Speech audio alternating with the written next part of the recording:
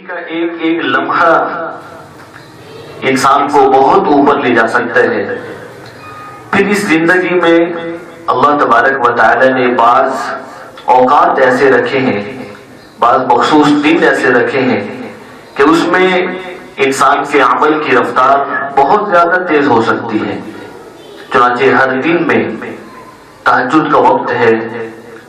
اور اسی طرح 7 دنوں میں جمعہ کا وقت اس مقصد کے لیے رکھا گیا، اور سال کے 12 مہینوں میں مکمل رمضان کا مہینہ اس مقصد کے لیے رکھا گیا، اور رمضان المبارک کے مہینہ میں ایک ایسی رات عطا کی گئی کہ جو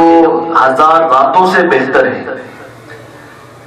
اور اسی رمضان المبارک کے استقبال کے لیے اللہ تبارک و تعالی نے جو اس کا پڑوسی مقرر کیا، جس کو شعبان المعظم کہا جاتا ہے، یہ بھی رمضان المبارک کی طرح انتہائی قابل قدر ہے، کیونکہ رمضان المبارک کا پڑوسی ہے اور پڑوس کی وجہ سے بھی فضیلت حاصل ہوتی ہے. اسی وجہ سے امت مسلمہ نے شعبان کو المعظم کا خطاب دیا، یعنی عظمت والا مہینہ. آپ صلی اللہ علیہ وسلم کے ہاں بھی شعبان انتہائی قابل قدر مہینہ تھا. آپ صلی اللہ علیہ وسلم نے اپنی امت کو یہ دعا سکھائی ہے کہ اس مہینہ میں کثرت سے برکت کی دعا کیا کیجیے. اللہم بارک لنا فی رجب و شعبان وبلغنا رمضان، کہ اللہ ہمیں رجب اور شعبان کے مہینے میں برکتیں عطا فرما دیجیے، اور ہمیں رمضان المبارک تک زندگی عطا فرما دیجیے. اور رمضان المبارک میں حضور صلی اللہ علیہ وسلم اس سے پہلے ہی شعبان المعظم میں رمضان کی تیاری شروع فرما دیا کرتے تھے. حضرت عائشہ رضی اللہ تعالی عنہ ارشاد فرماتی ہیں کہ میں نے حضور صلی اللہ علیہ وسلم کو رمضان کے بعد سب سے زیادہ شعبان میں روزہ رکھتے ہوئے دیکھا ہے. اور آپ صلی اللہ علیہ وسلم سے یہ سوال بھی کیا گیا کہ سب سے افضل روزہ کون سے مہینے کا ہے، تو آپ صلی اللہ علیہ وسلم نے فرمایا وہ روزہ سب سے افضل ہے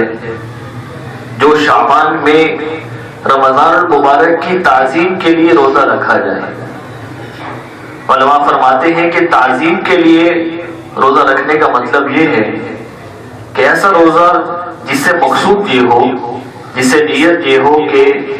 مجھے اس روزہ سے رمضان المبارک کی تمرین اور مشق ہو جائے،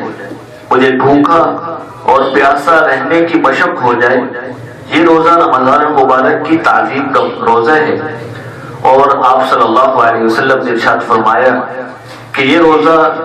سب سے افضل ہے رمضان المبارک کے بعد. تو آپ صلی اللہ علیہ وسلم کا بھی یہی معمول تھا کہ آپ رمضان المبارک میں شعبان المعظم میں کثرت سے روزے رکھا کرتے تھے. پھر اس شعبان المعظم میں ایک مخصوص رات ایسی بھی عطا کی گئی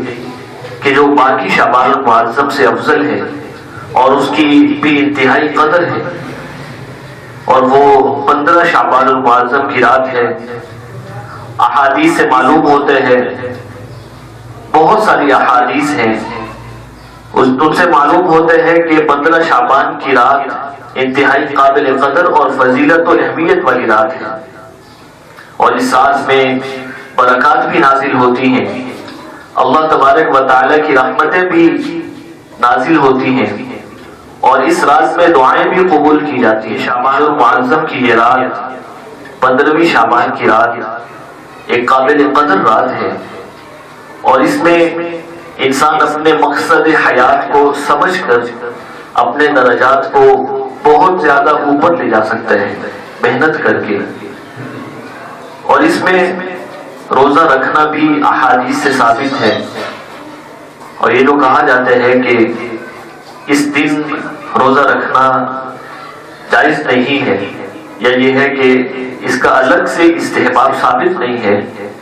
یہ رائے درست نہیں ہے، اس لیے کہ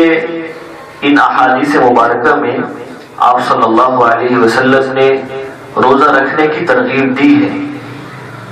تو معلوم ہوتا ہے کہ یہ روزہ مستحب روزے ہیں، تو ہمارے لیے 15 شعبان کو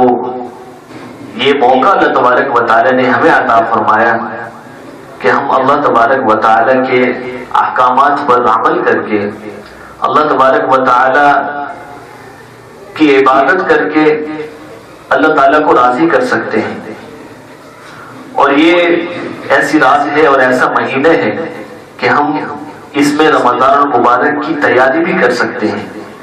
اور رمضان المبارک کی تیاری ابتدا سے کرنا ہی مطلوب ہے. لیکن اس کے لیے جو سب سے زیادہ اہم ہے، عبادات کی قبولیت کے لیے، اعمال صالحہ کی قبولیت کے لیے، وہ احادیث سے معلوم ہوتے ہیں کہ اپنے آپ کو حرام سے بچانا، حرام رزق سے بچانا، حرام لقمے سے بچانا، حرام لباس سے بچانا. اس لیے کہ اگر انسان کے پیٹ میں جانے والا لقمہ حرام کا ہو، یا انسان کے بدن پر لباس حرام کا ہو، کسی بھی اعتبار سے وہ حرام رزق کے اندر ملوث ہو، تو اس کی دعائیں قبول نہیں ہوتی، اس کی عبادات قبول نہیں ہوتی. ایک حدیث مبارک میں آپ صلی اللہ علیہ وسلم نے ارشاد فرمایا کہ اس رب کی قسم جس کے قبضہ میں محمد کی جان ہے، کہ جس پیٹ میں ایک لقمہ حرام کا چلا جاتا ہے تو اس کی 40 دن تک عبادات قبول نہیں ہوتی. تو ابھی سے اس بات کی ضرورت ہے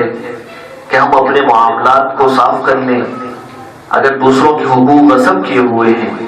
تو وہ حقوق واپس کر دیں، اور اسی طرح اگر غبن کیا ہے، تجارت میں سود میں ملوث ہیں اور رشوت کے کاموں میں ملوث ہیں، تو ان سے فی الفور طائب ہو کر ان کو حقداروں کو ان کا حق واپس کر دیا جائے، تاکہ ہم اپنی عبادات کو اللہ تبارک و تعالیٰ کے ہاں شرف قبولیت سے نواز سکیں.